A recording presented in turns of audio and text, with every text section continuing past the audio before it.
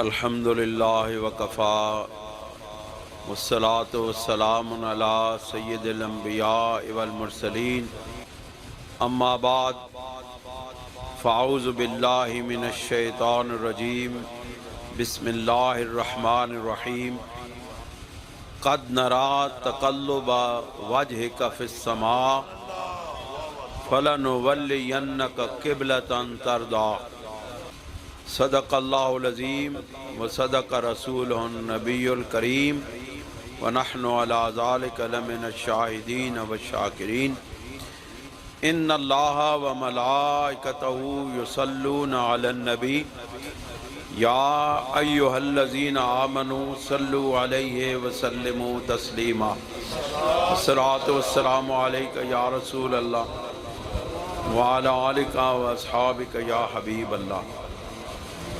حضرات گرامی، آج میلاد مصطفیٰ صلی اللہ علیہ وآلہ وسلم کا نہایت پر رونق دن ہے، خوشیوں بھرا دن ہے، عظمتوں والا دن ہے اور شانوں والا دن ہے۔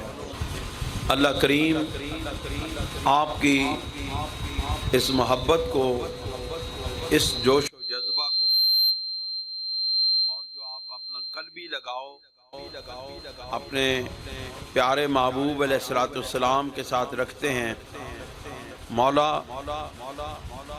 رب کائنات اس محبت کو اور اس ذوق و شوق کو قبول و منظور فرمائے۔ چورا شریف میں تھوڑی سی مصروفیت زیادہ ہو گئی اور وہاں پر میرا یہ بیٹا ساتھ تھا،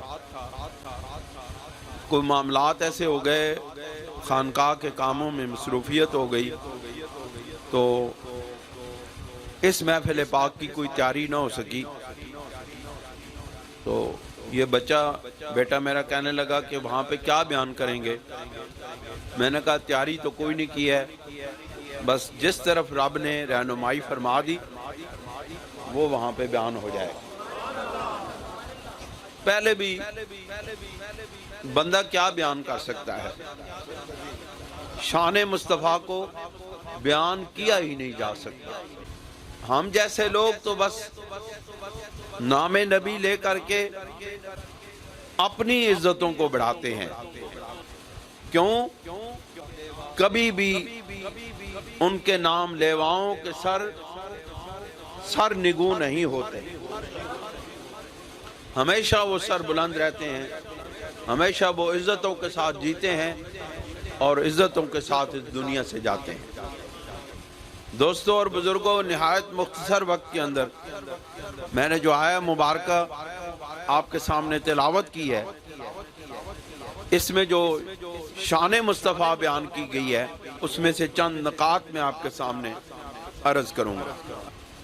پس منظر یوں ہے کہ سرور کونین صلی اللہ علیہ وآلہ وسلم جس وقت مکہ معظمہ میں تھے تو آپ نماز اس طرح ادا کرتے تھے کہ کعبہ معظمہ آپ کے سامنے ہوتا تھا اور رخ آپ کا بیت المقدس کی طرف ہوتا تھا، یوں اس ڈائریکشن، جس طرح یہ کعبہ ہے یہ بیت المقدس ہے۔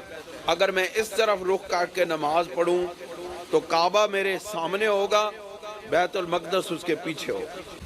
سرکار جب تک مکہ معظمہ میں رہے جو عبادت آپ کرتے رہے وہ عبادت اسی طرح ہوتی رہی، اور یہ عبادت کس وقت شروع ہوئی؟ جس وقت حضرت سیدنا عمر فاروق رضی اللہ تعالیٰ عنہ ایمان لے کے آئے۔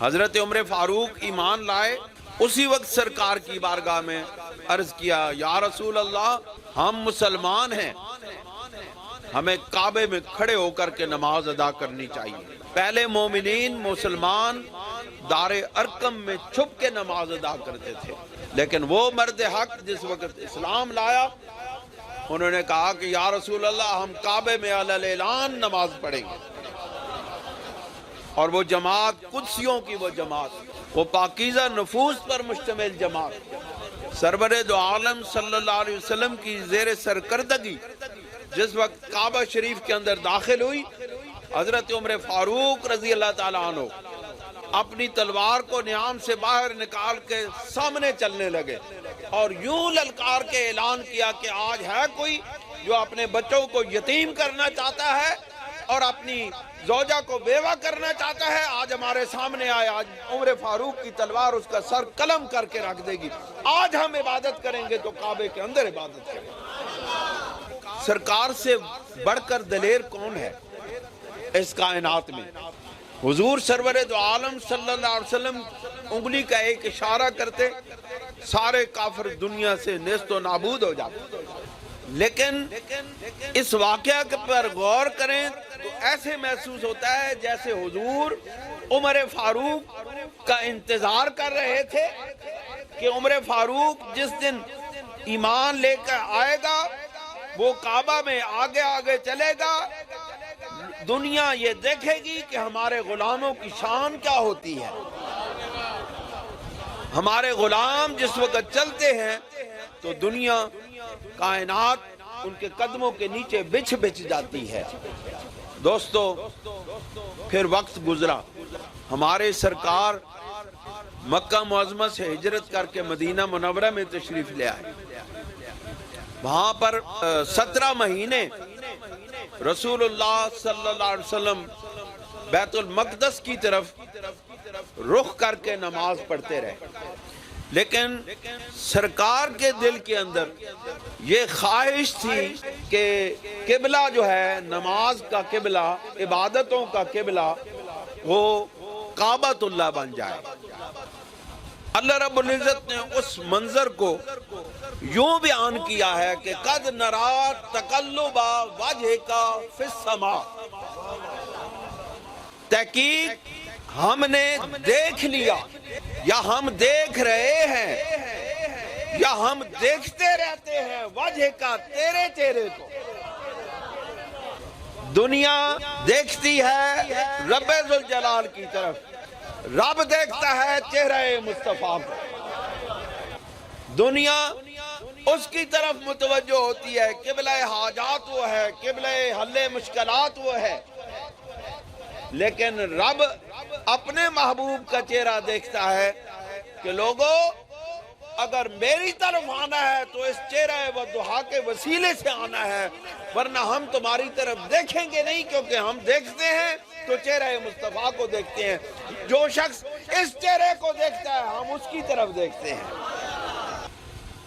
حضور علیہ السلام مفسرین کرام بالخصوص حضرت محمود آلوسی رحمۃ اللہ علیہ اپنی تفسیر روح البیان ہے اس میں آپ ارشاد فرماتے ہیں کہ نبی کریم علیہ السلام آسمان کی طرف دیکھتے تھے۔ کیوں؟ جس وقت جبریل تشریف لاتے تھے تو وہ آسمان سے اترتے تھے۔ سرکار کے دل کے اندر تڑپ تھی کہ کعبہ نماز کا، عبادت کا قبلہ بن جائے، اور اس انتظار میں تھے کہ رب ذوالجلال کی بارگاہ سے اجازت کب ملتی ہے۔ قد نرا تقلب وجہک فی السماء، تمام حضرات نے حرف فی کا ترجمہ الہ میں کیا ہے، تمام مترجمین نے اس کا ترجمہ کیا ہے کہ قد نرا تقلب وجہک فی السماء، تحقیق ہم نے آپ کے چہرے کو دیکھ لیا جو آسمان کی طرف اٹھتا تھا، دیکھتا تھا کہ کب میرے رب کی طرف سے اذن بازیابی نصیب ہوتا ہے۔ دوستو میں نے جب اس پہ غور کیا کہ یہاں پر اللہ رب العزت نے حرف الہ کیوں نہیں لایا، حرف فی کیوں لایا ہے، تو میرے دل پر یہ بات واضح ہوئی کہ حرف فی اس لیے ہے کہ اگر حرف الہ ہوتا تو لوگ یہ سمجھتے کہ نبی کی نظر آسمان سے نیچے نیچے تک آ کے واپس پلٹ آتی ہے۔ حرف فی کا مطلب ہے میرے محبوب تیری نظر اتنی تیز ہے کہ تو آسمانوں میں دیکھ لیتا ہے۔ قد نرا تقلب وجہک فی السماء، میرے محبوب تیری نظر اتنی طاقتور ہے، اتنی تیز ہے، اتنی رسا ہے کہ وہ آسمانوں کے اندر تک دیکھ لیتی ہے۔ اب آسمانوں میں کہاں تک دیکھ لیتی ہے یہ کسی کو معلوم نہیں ہے۔ اگر الہ ہوتا تو آسمان جو سامنے نظر آتا ہے یہاں تک نظر جا کے رک جاتی۔ لوگ کہتے، عام لوگ سوال کرتے، دل میں یہ سوچتے کہ ہمارے نبی کی نگاہ جو ہے وہ آسمان تک ہے، الہ، لیکن رب نے کہا کہ نہیں لوگوں، ہمیں معلوم ہے قیامت تک آنے والے لوگوں کے بارے میں ہم جانتے ہیں کہ کیسے کیسے لوگ دنیا میں پیدا ہوں گے، میرے محبوب کے متعلق وہ کیا کیا عقائد رکھیں گے، میرے محبوب کی تنقیص کریں گے، میرے محبوب کی شانوں کو گھٹانے کی کوشش کریں گے، میرے محبوب کے علم و عمل کو، میرے محبوب کی شان کو، میرے محبوب کی عظمت کو ترازو لے کر کے اپنے علم اور اپنی وسعت نظر کے مطابق تولنے لگیں گے۔ اللہ رب العزت نے کہا دنیا والوں میں نے تمہارے سارے ترازو توڑ دیے ہیں، اب ترازو ہوگا تو میرا ترازو ہوگا، اب پیمانہ ہوگا تو میرا پیمانہ ہوگا۔ اب جس کسی نے شان مصطفیٰ کو دیکھنا ہے تو پیمانہ خدا کو دیکھنا پڑے گا۔ شان مصطفیٰ معلوم ہوئی، عظمتیں کتنی ہیں ہمارے محبوب کی، خدا کی قسم ہم ساری زندگی رسول اللہ کی شانیں بیان کرتے رہیں، ہم ایک پہلو بھی مکمل طور پر بیان نہیں کر سکتے۔ دوستو اللہ کریم فرماتے ہیں قد نرا تقلب وجہک، تحقیق ہم دیکھتے رہتے ہیں تیرے چہرے کو آسمانوں کی طرف اٹھنے اور پھرنے کو۔ اس کا مطلب ہے اللہ رب العزت اپنے محبوب کا چہرہ جس طرف پھرتا ہے اس طرف دیکھتا ہے، رخ مصطفیٰ جس طرف ہو جائے رب ذوالجلال بھی اسی طرف دیکھتا ہے۔ اور کیا آپ کا دل نہیں کہتا کہ اس وقت رخ مصطفیٰ ہماری طرف ہے، ہم ان کی شان بیان کر رہے ہیں، ہم ان کی عزتوں عظمتوں اور کی بلندیاں بیان کر رہے ہیں، ہمارا ایمان یہ کہتا ہے نا کہ رخ مصطفیٰ ادھر ہے، تو پھر لازمی بات ہے کہ رخ خدا بھی ادھر ہے۔ آج مصطفیٰ بھی آپ کو دیکھ رہے ہیں، آج رب بھی آپ کو دیکھ رہا ہے۔ وجہک فی السماء، صبح پاجی میرے کو پوچھ رہے سی دعا دا کی مطلب ہے، میں نے ان سے کہا میں خیر جاؤ تھوڑا جائے میں تو انہوں سمجھاواں گا کہ دعا کس نو کہندے۔ حضرت علامہ محمود آلوسی رحمت اللہ علیہ اپنی تفسیر میں اس آیت کے تحت لکھتے ہیں کہ اس سوال کا جواب کیا ہے کہ رسول کریم صلی اللہ علیہ وآلہ وسلم دل میں طلب تو رکھتے تھے کہ کعبہ قبلہ ہو جائے، لیکن دعا کے لیے ہاتھ نہیں اٹھاتے تھے کہ یا اللہ تو اس کو کر دے، اس میرے قبلے کو کعبے کی طرف پھیر دے۔ اس کی وجہ کیا ہے؟ دعا رسول اللہ نے مانگی نہیں، دل چاہتا تھا کہ کعبہ قبلہ بن جائے، دعا کیوں نہیں مانگی؟ بڑی شان ہے اس کے اندر، غور سے سماعت فرمائیں۔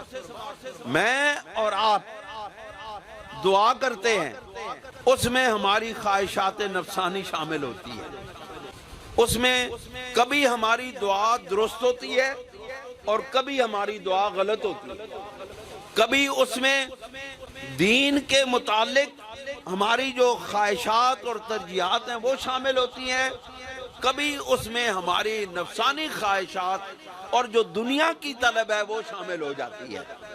اب ہماری دعا جو ہے وہ ملی جلی ہے، اس لیے یہ کبھی قبول ہوتی ہے اور کبھی قبول نہیں ہوتی، لیکن نبی اس وقت دعا کرتا ہے، یہ نبی کی شان ہے نبی اس وقت دعا کرتا ہے جب ادھر سے اجازت ہوتی ہے دعا کرنے کی کہ میرے محبوب اب تو جب دعا کرے گا تو تیری دعا کو قبولیت کے بغیر واپس پلٹایا نہیں جائے گا۔ میرے عام بندے مجھ سے دعا کرتے ہیں، میرا دل چاہتا ہے، میرا ارادہ ہوتا ہے تو میں قبول کر لیتا ہوں، ارادہ ہوتا ہے تو واپس پلٹا دیتا ہوں، لیکن میرے محبوب جب تیرے ہاتھ اٹھیں گے تو تیری دعا میں قبول کرنے سے رہ نہیں سکتا۔ اس لیے محبوب بھی اپنے رب کی رضا چاہتا ہے۔ خدا کی رضا چاہتے ہیں دو عالم اور خدا چاہتا ہے رضائے محمد۔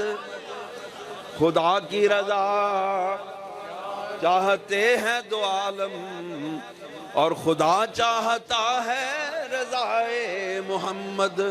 زہ عزت و اطلاع محمد کہ ہے عرش حق زیر پائے محمد۔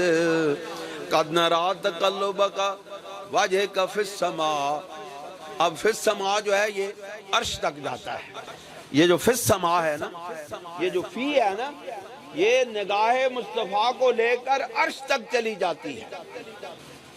اب دل مصطفیٰ میں یہ طلب پیدا ہوئی کہ کعبہ قبلہ بن جائے، لیکن دعا کی قبولیت کا اذن نہیں آ رہا تھا۔ حضرت جبرائیل علیہ السلام سے رسول اللہ صلی اللہ علیہ وسلم نے پوچھا کہ ابھی تک ادھر سے جواب نہیں آ رہا۔ حضرت جبرائیل علیہ السلام نے فرمایا یا رسول اللہ صلی اللہ علیہ وسلم میں بھی آپ کی طرح ہی ہوں۔ علامہ آلوسی نے فرمایا لوگ کہتے ہیں نبی تو بشر ہے، فرشتہ کہتا ہے میں آپ کی طرح ہوں۔ کوئی نہیں سمجھتے، پتہ نہیں کیا بات ہے، یہ کتاب پڑھتے کیوں نہیں۔ وہ بڑا خوبصورت شعر ہے نا کہ بنا عشق نبی جو پڑھتے ہیں بخاری، آتا ہے بخار ان کو نہیں آتی بخاری۔ چلے میں آج آپ کو یہ مسئلہ بھی بتا دوں۔ حضرت امام بخاری رحمۃ اللہ علیہ، آپ کو بہت سارے لوگ یہ بات کر کے دھوکہ دیتے ہیں کہ یہ بات بخاری میں ہے، یہ حکم بخاری میں ہے۔ آج ذرا غور سے سماعت فرمائیں نوجوانوں، پڑھے لکھے نوجوانوں، امام بخاری حضرت امام اعظم سراج الامہ، حضرت امام اعظم ابو حنیفہ کے شاگردوں کے شاگرد ہیں۔ علم میں، علم حدیث میں، علم تفسیر میں، علم فقہ میں حضرت امام اعظم کا درجہ امام بخاری سے کئی گنا زیادہ ہے، کئی گنا زیادہ ہے۔ امام بخاری صرف حدیث کو روایت کرنے والے محدث ہیں اور انہوں نے اپنی شرائط قائم کی۔ یہ بات یاد رکھیں، یہاں پہ بڑا دھوکہ ہے، یہاں پہ بڑی بھول بھلیاں ہیں، اس کو سمجھنے کی کوشش کریں۔ امام بخاری کا اپنا فقہی مذہب الگ ہے، امام اعظم کا فقہی مذہب الگ ہے، اور امام بخاری نے جتنی احادیث جمع کی وہ اپنے فقہی مذہب کے تائید میں جمع کی۔ امام بخاری نے جتنی احادیث جمع کی ہیں وہ اپنے فقہی مذہب کے تائید میں اور اس کے تحت اور اپنی قائم کردہ شرائط کے تحت کی ہے۔ لیکن امام بخاری فقہ کے سمجھنے میں وہ درایت اور وہ گہرائی نہیں رکھتے تھے جو امام اعظم ابو حنیفہ رکھتے تھے۔ یہ باتیں ہمیں بیان کرنی چاہیے۔ اور یاد رکھیں حضرت امام بخاری نے جتنی روایات اپنے مذہب کی، فقہی مذہب کی تائید میں روایت کی ہیں وہ زیادہ تر امام اعظم کے فقہی مذہب کے جو خلاف تھی ان کو روایت کیا ہے۔ یہ بڑی اوکھی گل ہے، لیکن حق یہی ہے۔ اس لیے جو بندہ بخاری کرے نا، اس سے ایک سوال کرے کہ اگر ہر بات جو بخاری میں لکھی گئی ہے وہی حق ہے، اور ہم بھی کہتے ہیں صحیح الکتاب بعد الکتاب، بخاری ہے، لیکن ہم اس طرح ہر بات کو نہیں کہتے کہ امام بخاری نے جو بات لکھ دی بس وہ حرف آخر ہے، نہیں، دوسری روایات، دوسرے محدثین نے بھی جو روایات بیان کی ہیں وہ بھی حق ہے۔ اگر آپ صرف امام بخاری کی روایت کردہ حدیث پر ہی انحصار کریں گے اور دیگر روایت کردہ حدیث کا انکار کریں گے تو پھر بخاری پر ایمان رکھنے والوں اس بات کو پھر سوچ لو کہ امام بخاری نے اپنی صحیح بخاری میں پیشاب کرنے کے متعلق صرف ایک روایت بیان کی ہے، اس پہ اس پہ ایک باب باندھا ہے کہ پیشاب کرنے کا طریقہ کیا ہے، اور صرف ایک روایت ہے، اگر کوئی دوسری روایت ہو تو ہمارا گریبان پکڑ لو، اور وہ روایت کیا ہے؟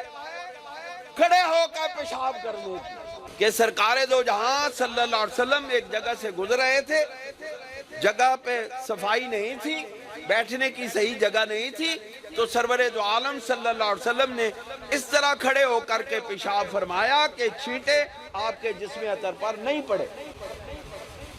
اب اگر صرف بخاری کی روایت کردہ درست ہے تو پھر کسی اہل حدیث کو بیٹھ کے پیشاب نہیں کرنا چاہیے، سب کو کھڑے ہو کے پیشاب کرنا چاہیے۔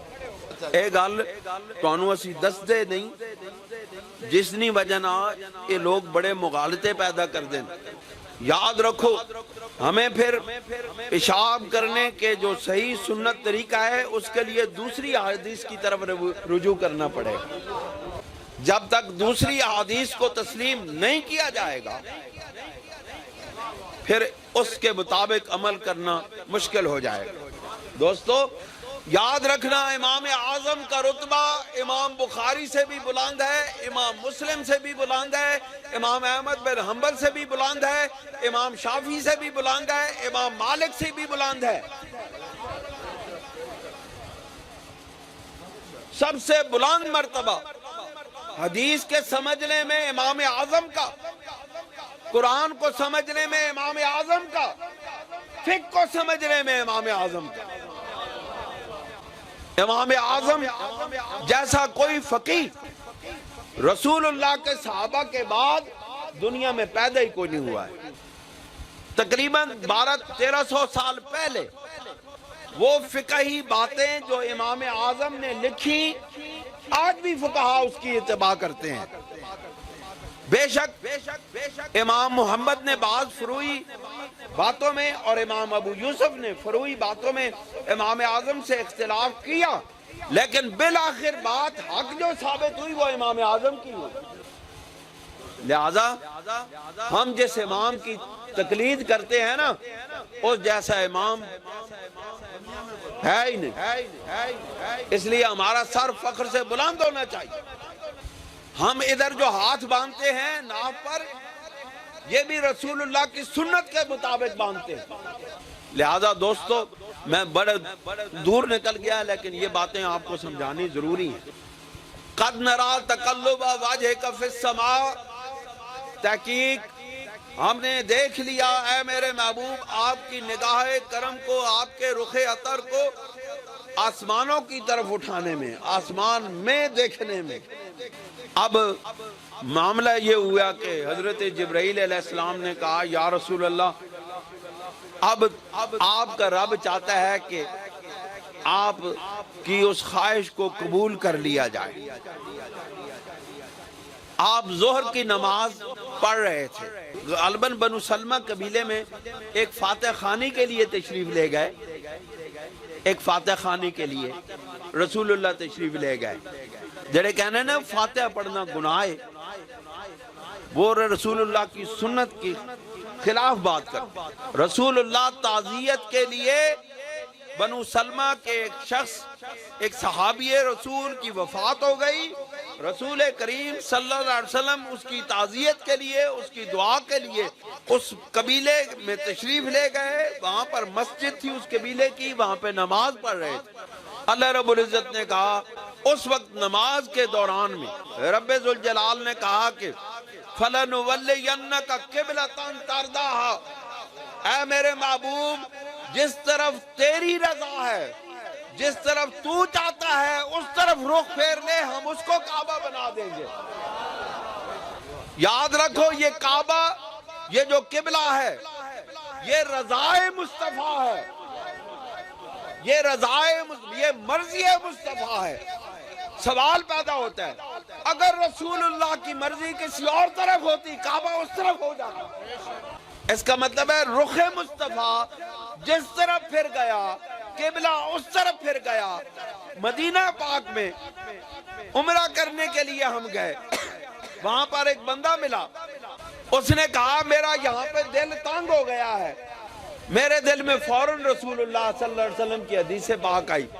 سرور دو عالم صلی اللہ علیہ وسلم نے ارشاد فرمایا مدینہ ایک بھٹی ہے، یہ منافق کو اپنے اندر رہنے نہیں دیتی، اس کو باہر نکال کے پھینک دیتی ہے۔ ہم مسجد نبوی سے نکل کے آ رہے تھے، غالباً عائشہ بھی ساتھ تھے، ایک بندہ، وہ اس بندے کی جو ان کو لے کے گیا تھا ایجنٹ جو ہے، اس کی منتیں کر رہا تھا، کہہ رہا تھا میرا دل تنگ ہے، میں کعبے میں جانا چاہتا ہوں، یہاں اور ہم کچھ کر نہیں سکتے، وہاں کعبے کا طواف کریں گے۔ میں نے کہا یہ تو رسول اللہ کی حدیث سچ ثابت ہو رہی ہے، رسول اللہ آج بھی ہمیں بتا رہے ہیں کہ میری کہی ہوئی بات آج اپنی آنکھوں سے دیکھ لو، ہم منافق کو باہر پھینک دیتے ہیں۔ آپ نے فرمایا مدینہ ایک بھٹی ہے، جس طرح بھٹی میں کوئی سونا پگھلایا جاتا ہے تو وہ گند جو ہے اس کو باہر پھینک دیتی ہے۔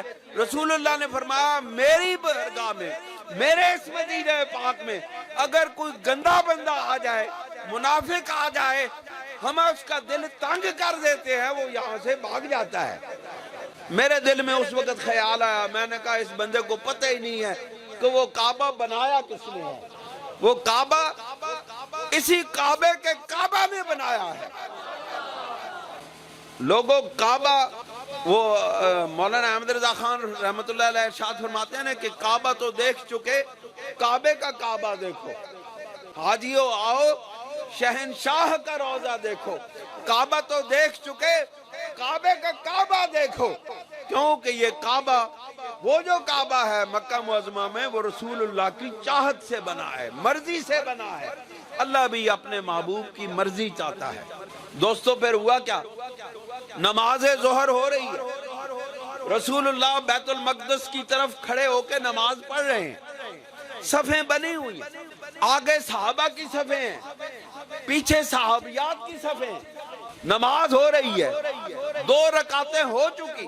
رسول اللہ صلی اللہ علیہ وسلم کو اللہ رب العزت نے وحی کی دوران نماز کے میرے محبوب اپنے رخ کو قبلے کی طرف پھیر دیں، کعبے کی طرف پھیر دیں۔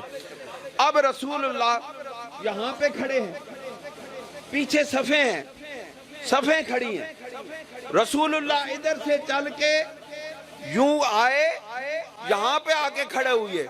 اب صحابہ یہاں پہ ٹرن نہیں ہوئے کہ صحابہ ٹرن ہو کے ادھر، صحابہ بھی پیچھے پیچھے چلنے لگے۔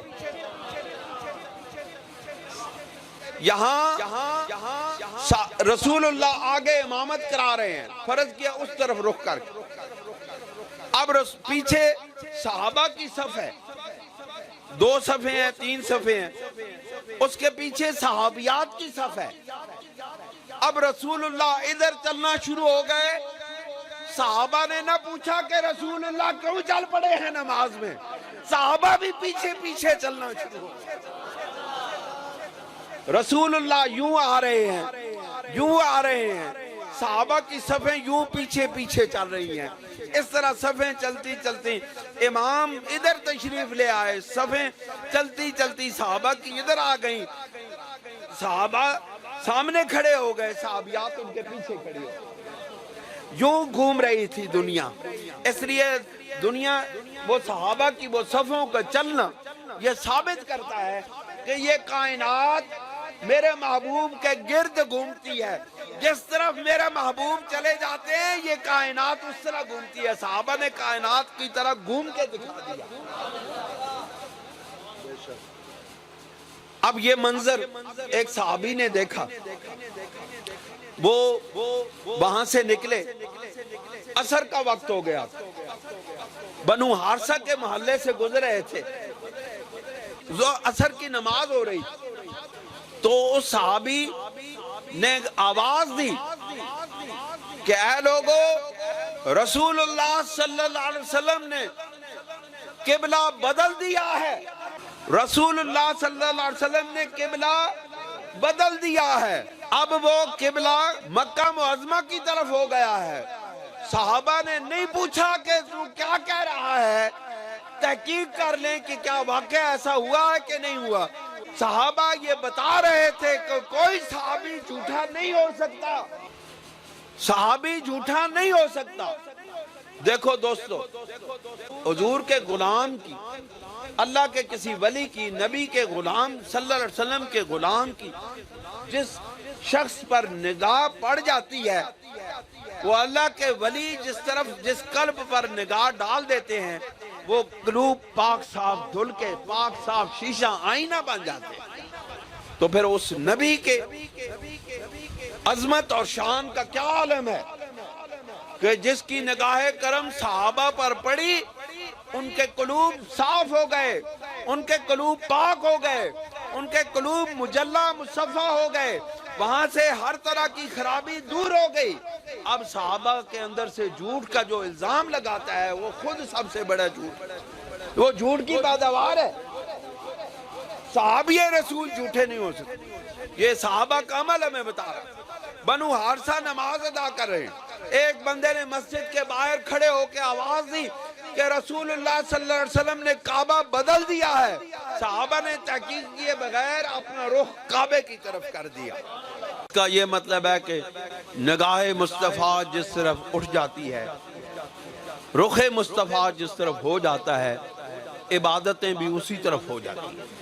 اللہ کی آگے سر نیاز بھی اسی وقت جھکتا ہے جس طرف رخ مصطفیٰ ہو، اس طرف رخ کر لیا جائے۔ دوستو، رسول اللہ صلی اللہ علیہ وسلم کی عزت اور عظمت ایمان کی دلیل ہے۔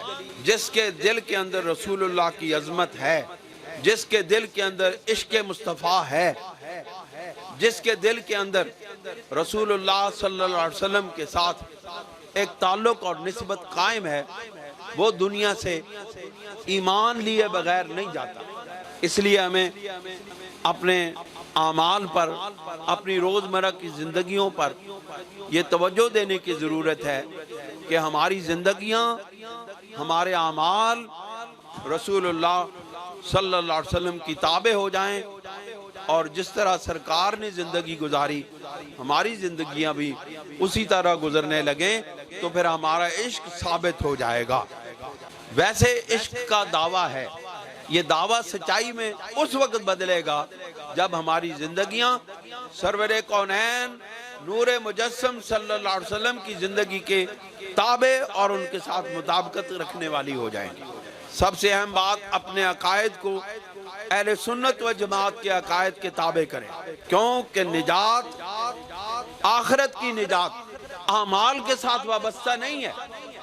حضرت امام ربانی مجدد الفسانی رضی اللہ تعالیٰ عنہ ارشاد فرماتے ہیں کہ اعمال کی کمی بیشی اللہ رب العزت معاف فرما دے گا، لیکن عقیدے کی کمی بیشی معاف نہیں فرمائے گا۔